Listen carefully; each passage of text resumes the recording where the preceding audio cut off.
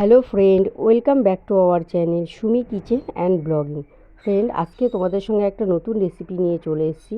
সেটা হলো আলু ফুলকপি দিয়ে কাতলা মাছের ঝোল। আমি এখানে 500 গ্রাম কাতলা মাছ নিয়ে নিয়েছি, আর তার সঙ্গে লবণ হলুদ দিয়ে মাছগুলোকে ভালো করে মেখে নেব। তো ভাবলাম এখন শীতকাল, শীতের সবজি দিয়ে মাছের ঝোলটা বানানো যাক। তার জন্য নিয়ে নিয়েছি এখানে একটা ফুলকপি আর নতুন আলু। তো আজকে আমি মাছের ঝোলটা ফুলকপি আর নতুন আলু দিয়েই বানাবো। তো দেখো, ফুলকপি আলুগুলোকে ভালো করে কেটে ধুয়ে রেখেছি, আর এদিকে গ্যাসের উপরে একটা কড়াই বসিয়ে দিয়েছি। কড়াইটা গরম হয়ে গেছে, আমি কিছুটা এখানে সরষের তেল দিয়ে দিলাম। তেলটা গরম হয়ে গেলে একে একে সব মাছের টুকরোগুলো দিয়ে ভেজে তুলে নেব। দেখো, ফার্স্টে আমি এখানে 6 পিস মাছ দিলাম। সব মাছ একসঙ্গে দিলে হয়তো ভেঙে যেতে পারে, তার জন্য আমি অর্ধেকটা দিয়ে আগে ভেজে তুলে নেব, তারপরে বাদবাকি মাছগুলো ভাজবো।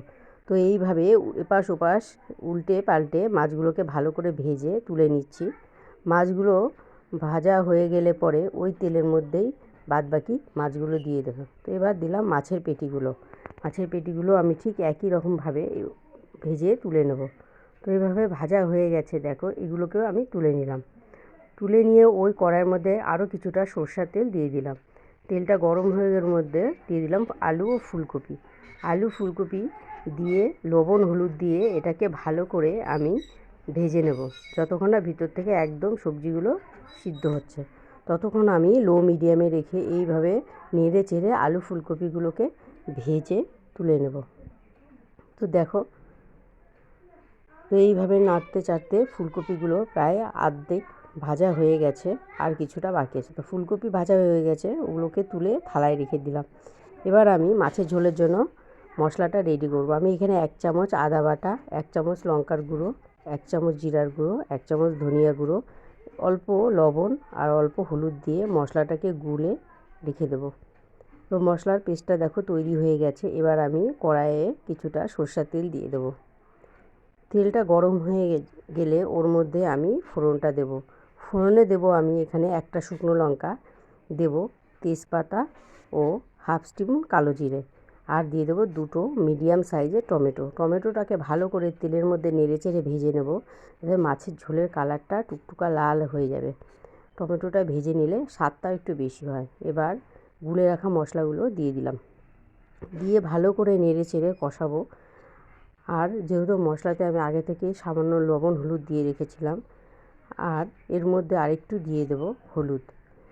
মনে হলো যে হলুদটা একটু কম হয়ে গেছে, তার জন্য আমি হলুদটা দিয়ে দিচ্ছি। তো তোমরা তোমাদের স্বাদ অনুযায়ী দেবে। এইভাবে নেড়েচেড়ে মশলাটাকে কষিয়ে নিচ্ছি।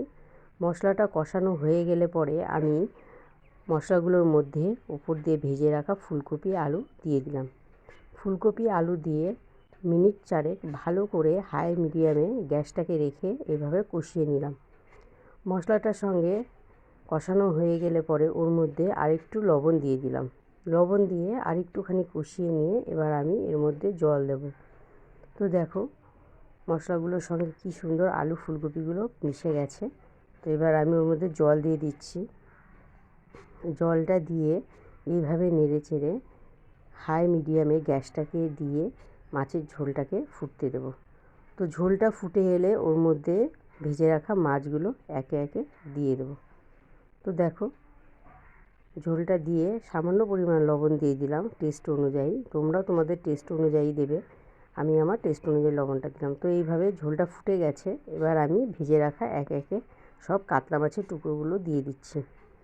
তো এইভাবে মাছের পিসগুলো দিয়ে ঝোলটাকে আরেকটুখানি নেড়ে চেড়ে ফুটিয়ে নেব। ফুটিয়ে নিয়ে রেডি হয়ে যাবে আলু ফুলকপি কাতলা মাছের ঝোল। রেসিপিটা এত টেস্টি, এত দুর্দান্ত খেতে হয়। নতুন আলু ফুলকপি হলে তো কোনো কথাই নেই। তো দেখো, আমি আমার মাছের ঝোলটাকে নামিয়ে নিয়েছি। তো বন্ধুরা,